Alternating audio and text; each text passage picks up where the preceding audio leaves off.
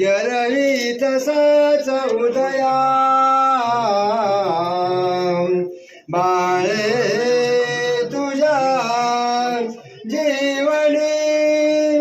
गुंफुनी वया नाना सुखे सर्वदा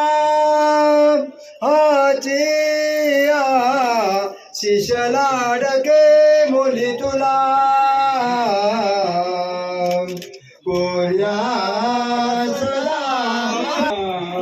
दोघे करावे उभी वादंते बहुगण बलान करणे